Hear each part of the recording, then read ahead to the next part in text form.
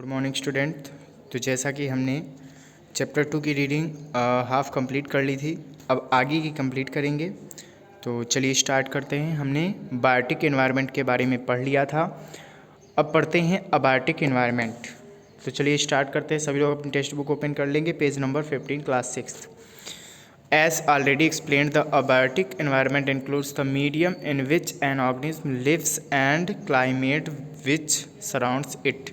दिया गया है कि पहले ही आपको बताया जा चुका है कि अबायोटिक एनवायरनमेंट क्या होता है, कि एक माध्यम होता है जिस पर एक ऑर्गेनिज्म रहता है, ठीक है। एंड द क्लाइमेट, और वो जलवायु विच सराउंड्स इट, उसके चारों तरफ जो रहती है, ठीक है। मतलब कि ये जो सारी चीज़ें आपके आसपास का पूरा एनवायरनमेंट है, सारा का सारा, और एनवायरनमेंट में जो भी सारी चीज़ें उपस्थित हैं वो सब होता है abiotic environment. Now you shall study the medium air, water, soil and the climate, light and temperature.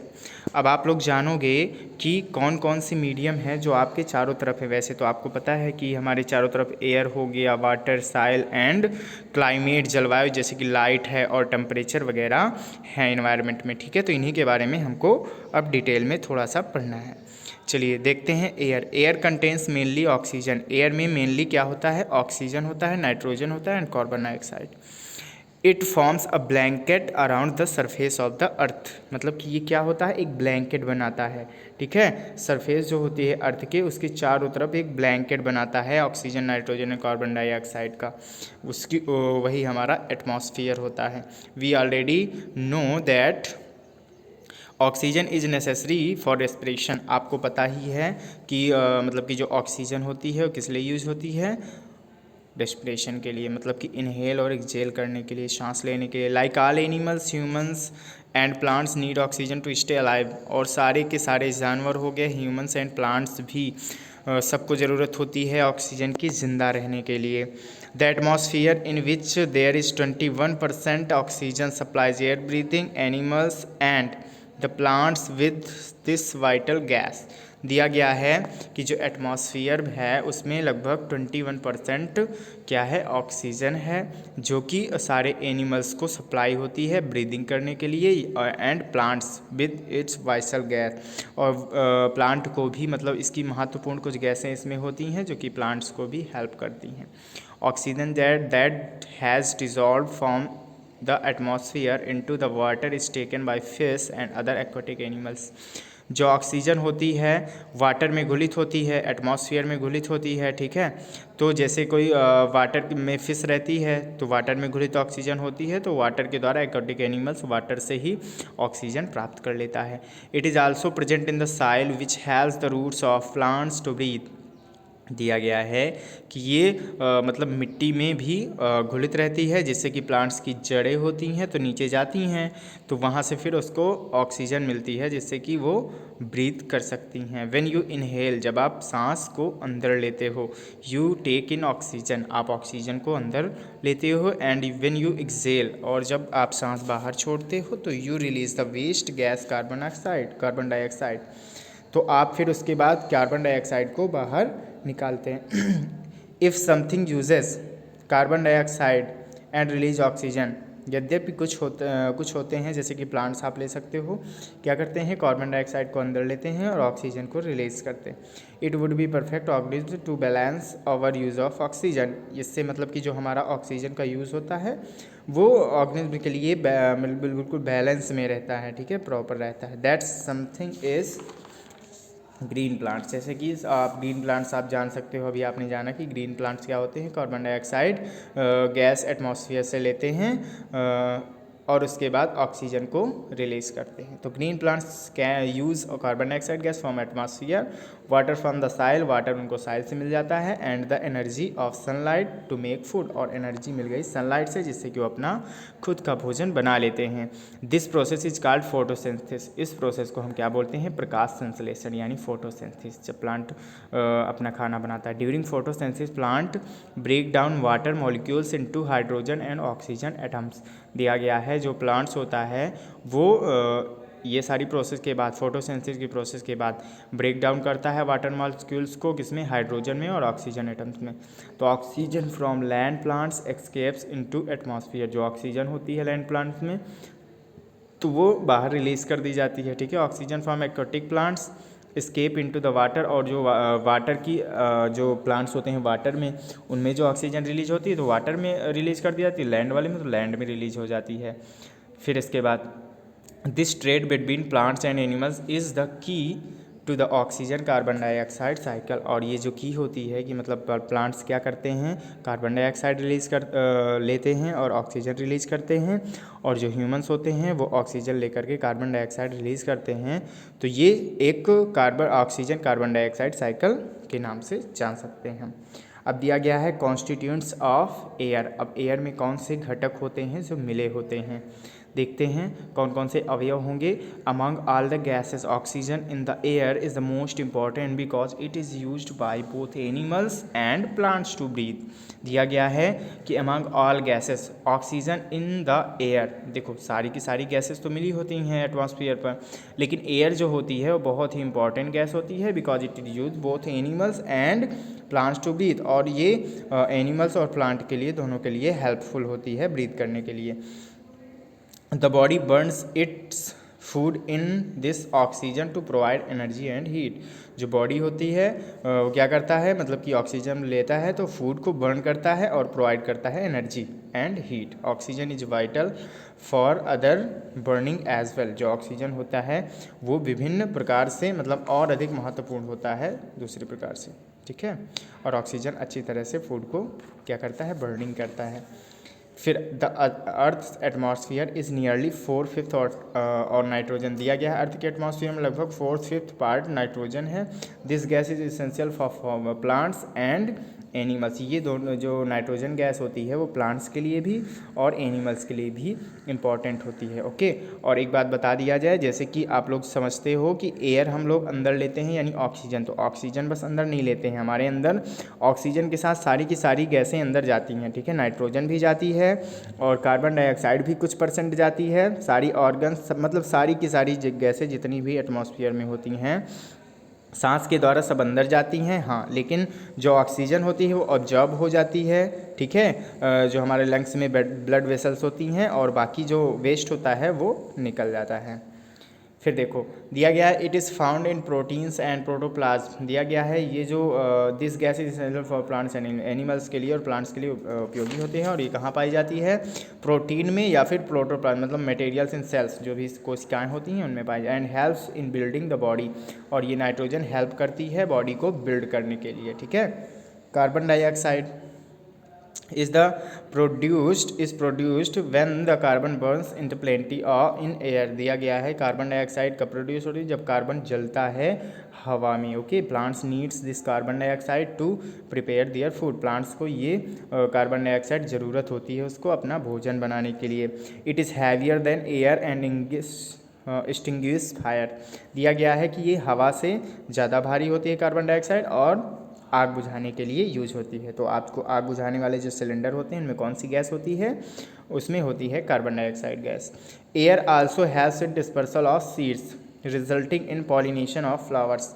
दिया गया है जो एयर होता है ना, तो दिया गया है कि हेल्प करता है डिस्पर्सल ऑफ सीड, मतलब सीड को डिस्पर्स करने के लिए, मतलब इधर उधर फैलाने के लिए। हवा चली तो जो पेड़ों के सीड होते हैं इधर उधर उड़ करके चले जाते हैं। और resulting in pollination of flowers, और इनके परागन में भी, फ्लावर्स के परागन में भी, मतलब जो पराग होते हैं वो क्या हो जाते हैं, उनका छिड़काव हो जाता है जब हवा चलती है इधर से उधर फूलों में, तो परागन में भी हेल्प करता है फ्लावर्स के। The layer of ozone gas in the atmosphere protects living beings from the harmful ultraviolet radiation of the sun. जो लेयर होती है ओजोन गैस की एटमॉस्फेयर में उपस्थित होती है वो लिविंग बींग्स को प्रोटेक्ट करती है। किस लिए, क्योंकि वहाँ से कोई भी अल्ट्रावायलेट रेडिएशन, ठीक है, हार्मफुल, जो बहुत हार्मफुल होता है जिससे कैंसर वगैरह हो सकता है, तो वो सन से जो अल्ट्रावायलेट रेज निकलती हैं वो वहीं ओजोन परत में मतलब कि रुक जाती हैं और वहीं से फिर दोबारा से लौट जाती हैं। लेकिन ओजोन परत किस लिए हेल्प करता है, मतलब कि अल्ट्रावायलेट रेज को हेल्प करता है कि पृथ्वी पर ना पहुँचे, जिससे कि हमें हानि ना हो। अब पढ़ते हैं वाटर के बारे में। दिया गया water cover 70% of the surface of our planet Earth. दिया गया है हमारे अर्थ प्लैनेट में लगभग 70% वाटर है, ठीक है, जो कि सरफेस को कवर किए हुए है। Atmosphere almost all this water is salt water, मतलब कि लगभग ये जितना भी वाटर है साल्टी वाटर है, ठीक है, नमकीन वाला पानी, मतलब बहुत ज़्यादा खारा है। Found in ocean seas bays and some lakes, जो कि ओशंस में, सीज में और खाड़ी वगैरह में, बेस में, एंड सम लेक्स को झीलों वगैरह में पाया जाता है। चलिए अब देखते हैं। Fresh water is found rivers, fresh water rivers में पाया जाता है। In most lakes and frozen in the polar ice caps, और दिया गया है जो भी मतलब कि पोलर रीजन पर होते हैं, मतलब आइस कैप्स होती हैं, वहाँ पर फ्रेश वाटर पाया जाता है, ठीक है, मतलब ठंडे स्थानों में कुछ लेक्स होती हैं जहाँ पर जमा हुआ पानी होता है वो फ्रेश वाटर होता है, धीरे धीरे नीचे आकर पिघलता रहता है, वही रिवर्स में आता रहता है। However, only about 15% of this fresh water is available for use by living things। अब इसमें दिया गया है जो फ्रेश वाटर है उसका लगभग 15%, ठीक है, 15% वाटर ही फ्रेश वाटर का अवेलेबल है for use by living things, जितने भी एनिमल्स हैं, लिविंग थिंग्स हैं, उनके लिए यूज़फुल है। The rest is solid ice trapped in glacier and iceberg, और जो कुछ बचा हुआ पानी है वो ग्लेशियर्स में, मतलब कि हिम नदी हैं वहाँ पर, ठीक है, आइसबर्ग्स हो गए, मतलब कि अब हिम पर्वत हैं वहाँ पर फंसा हुआ पानी है, ठीक है, तो वहीं मतलब वो उपस्थित है, जमा हुआ है। We can not live without water, हम लोग जानते हैं कि हम वाटर के बिना तो रह नहीं सकते। Just like as all animals too need water to survive, जैसे कि सारे एनिमल्स को क्या होता है, ज़रूरत होती है वाटर की जीने के लिए। अब पढ़ते हैं साइल। साइल क्या होता है? साइल इज़ फॉर्म्ड फ्रॉम रॉक्स, जो रॉक्स होती हैं, चट्टानें होती हैं, उससे बनती है हमारी मिट्टी, soil. It is thin layer of minerals, decayed plants and animal matter, water and air that covers the Earth surface. अब दिया गया है कि जो ये मतलब कि बहुत ही थिन लेयर होती है, ठीक है, जो हमारी अर्थ होती है, अर्थ की ऊपरी सरफेस और थिन लेयर होती है ये, जिसमें मिनरल्स होते हैं और सड़े हुए पदार्थ, प्लांट वगैरह हो गए, एनिमल्स का मैटर हो गया, वाटर हो गया, and air that covers the Earth surface, जो कि अर्थ सरफेस को कवर करते हैं, मतलब ऊपर की थिन लेयर होती है ये। आगे देखेंगे टॉप साइल। टॉप साइल को बोलते हैं the upper most layer is made up of small Rocky grains, ठीक है। फिर remains of dead organism and humus, दिया गया है कि जो टॉप सॉइल होती है वो अपर मोस्ट लेयर होती है, ठीक है, किससे बनी होती है? स्मॉल रॉकी, मतलब छोटे छोटे रॉक्स ही होते हैं जो कि सॉइल को बनाते हैं। रिमेन्स डेड ऑर्गेनिज्म, और जो बचे हुए होते हैं डेड ऑर्गेनिज्म हो गया एंड ह्यूमंस हो गया, तो इससे मतलब कि ये टॉप सॉइल हमारी बनी होती है। Without soil most plants could not grow on land, बिना मिट्टी के बहुत सारे प्लांट हैं जो कि ज़मीन में उग नहीं सकते हैं, ठीक है। Animals also depend on soil for their survival as they get their food from plants, animals भी साइल पर डिपेंड है, ठीक है, डायरेक्टली डिपेंड तो नहीं है बट इनडायरेक्टली डिपेंड है। कैसे? क्योंकि प्लांट वहाँ उगता है तभी तो उसको भोजन मिलता है, ठीक है। चलिए अब देखते हैं साइल एंड इन्वायरमेंट। साइल और इन्वायरमेंट के बारे में पढ़ेंगे, देखेंगे। There are many types of soil there are many types of soil, मतलब कि बहुत सारी टाइप्स की साइल होती हैं, मिट्टी होती हैं, विभिन्न प्रकार की। तो different soils are shaped by different environment factors, जो अलग अलग मिट्टी होती हैं वो अलग अलग उनका शेप होता है और अलग अलग इन्वायरमेंट के घटक में पाई जाती हैं। इंक्लूड्स वेदर के अकॉर्डिंग हो गया, land and organism that live where the soil is formed, मतलब कि जैसे वेदर हो गया हमारा, ठीक है, लैंड हो गई, ज़मीन हो गई, और जहाँ पर ज़मीन है और वहाँ के लोग कैसे हैं, मतलब ऑर्गेनिज्म कैसे हैं, ठीक है, लिविंग ऑर्गेनिज्म, उसके अकॉर्डिंग यहाँ की साइल बनी होती है। The soil type in a place has important influence on the kinds of thing that live in that place. देखो दिया गया है जो साइल होती है वो उस प्लेस के लिए बहुत ही इम्पॉर्टेंट होती है और प्रभावशाली होती है, ठीक है, on the kinds things that live on that place, मतलब जो उस प्लेस पर रहते हैं उनके लिए। फिर for example plants such as cactus and fleshy plants grow best in desert soil, दिया गया है कि प्लांट जैसे कैक्टी हो गया, ठीक है, कैक्टी या फिर कैक्टस बोल सकते हो आप, तो फ्लेसी प्लांट होता है जो कि डेजर्ट में उगता है, डेजर्ट सॉइल में। Which is rich in minerals, जिसमें बहुत सारे मिनरल्स होते हैं, मतलब बहुत अधिकता होती है मिनरल्स की। Through there is a little और नो ह्यूमन्स इन इट, मतलब कि ये बहुत छोटा होता है, ओके। फिर इसके बाद 2.5 फिगर में दिया गया है, आप देख सकते हो कैक्टस यहाँ पर दिया गया है, आपको दिख भी रहा होगा। आप लोग अपनी बुक में भी देख सकते हो पेज नंबर 16 पर। आप लोग रीडिंग तो कंटिन्यू कर ही रहे हो, आप लोग देख सकते हो। चलो, other plants have special needs for various elements in the soil. दिया गया है अदर प्लांट जो होते हैं उनके बहुत विभिन्न प्रकार के एलिमेंट्स होते हैं जो कि साइल में मिले होते हैं, ठीक है। Then soil is a medium that support the growth of plant. मतलब अब हम कह सकते हैं कि जो साइल होती है वो एक माध्यम होता है जिससे कि प्लांट को सपोर्ट मिल सके। It contains water in the form of moisture which the plants absorb from it through their roots. दिया गया है कि ये वाटर को रखता है, ठीक है, साइल में वाटर होता है, ठीक है, नमी के रूप में, जो कि क्या करता है, which the plants absorb from it through their roots, और रूट उनसे क्या करता है, वाटर को एब्जॉर्ब कर लेता है और अपनी ग्रोथ के लिए यूज करता है। Soil also provides minerals to plants. Soil क्या करती है, मिनरल्स भी होते हैं साइल्स में, तो वो प्लांट को प्रोवाइड करती है। इसके बाद presently manures and fertilizers are added to the soil enrich its mineral contents.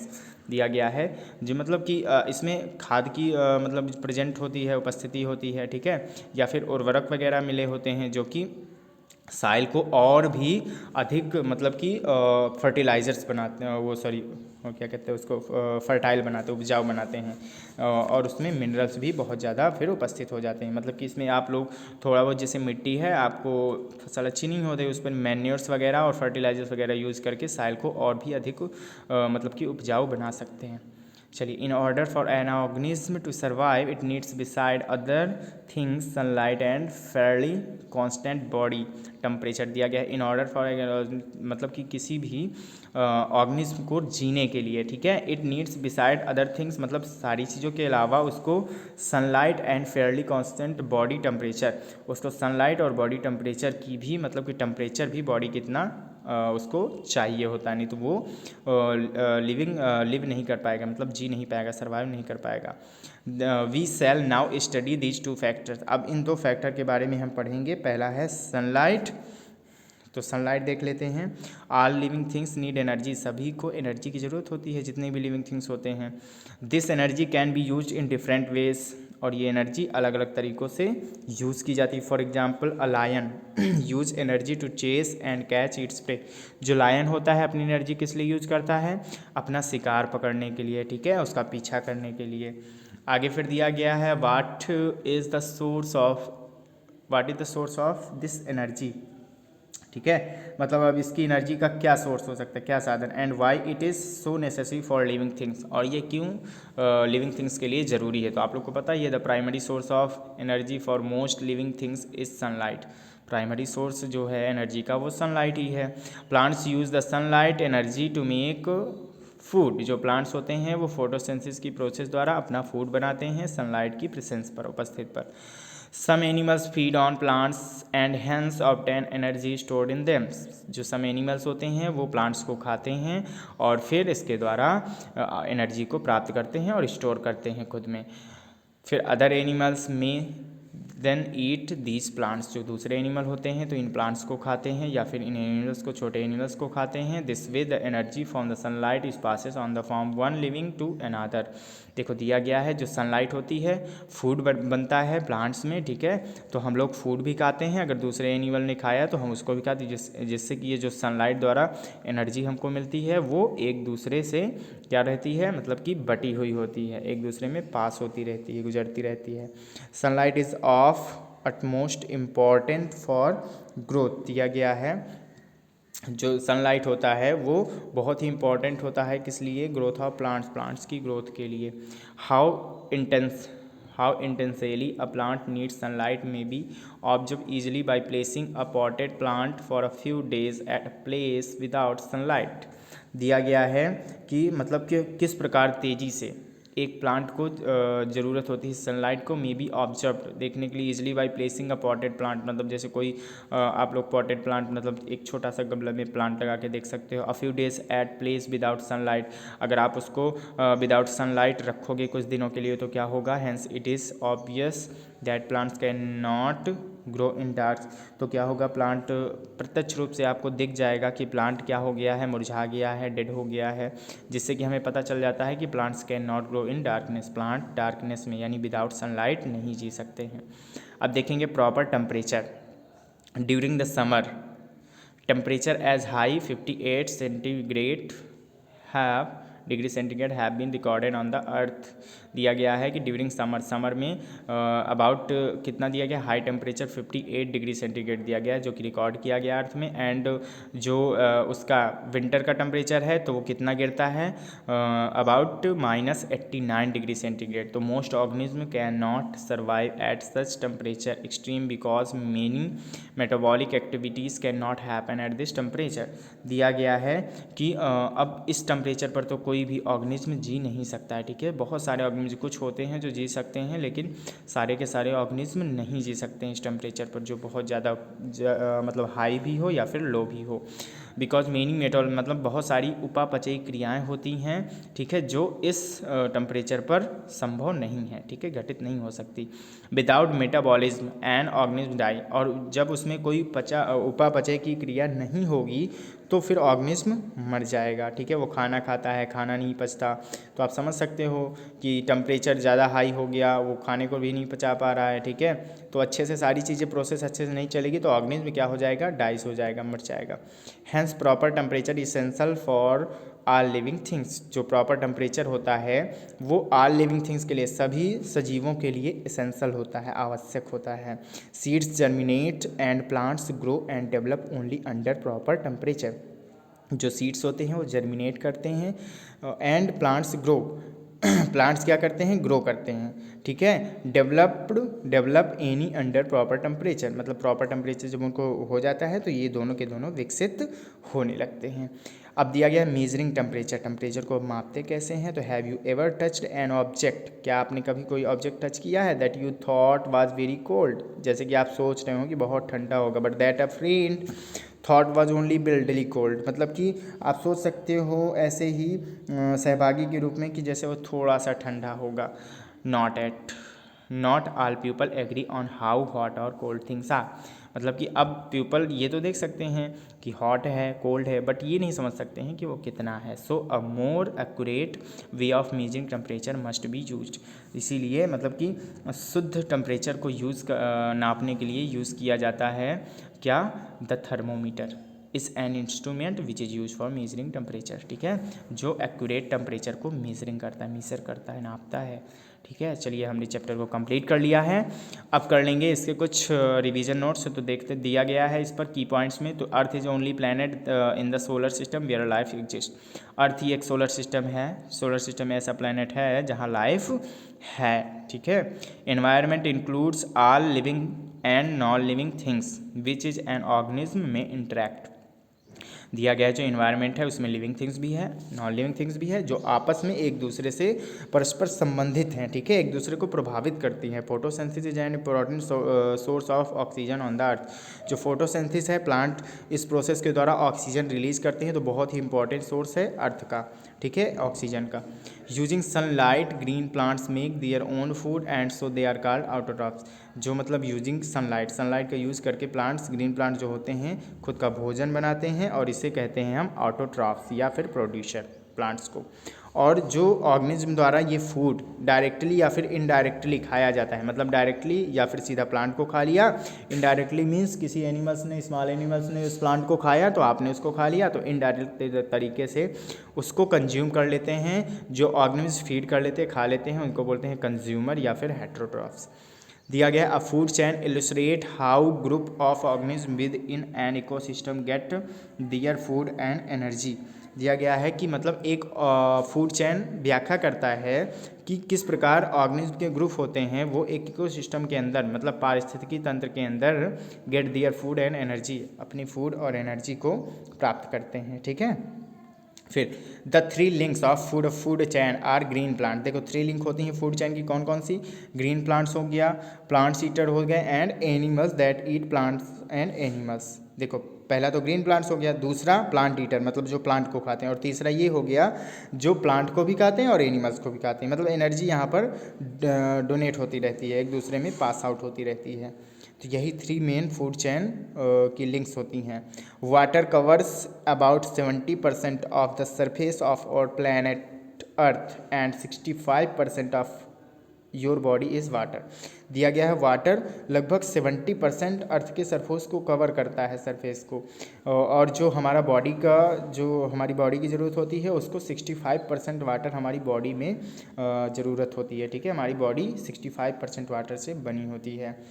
The primary source of energy for most living things is sunlight. जो प्राइमरी सोर्स है एनर्जी का अधिकतर मतलब लिविंग थिंग्स के लिए सनलाइट ही है। ठीक है। Ozone gas in the atmosphere protects you from the harmful ultraviolet radiation of the sun. जो ओजोन गैस होती है एटमॉस्फेयर में उपस्थित होती है, वो अल्ट्रावायलेट रेडियंस को, जो कि सन से निकलती हैं, नीचे आने से रोकती है। ठीक है, चलिए आपका चैप्टर कंप्लीट हो जाता है। नेक्स्ट वीडियो पर इसकी एक्सरसाइज कर लेंगे। ठीक है, तो सभी लोग रीडिंग कर ले अच्छे से। हम नेक्स्ट वीडियो पर इसकी एक्सरसाइज कंप्लीट करेंगे।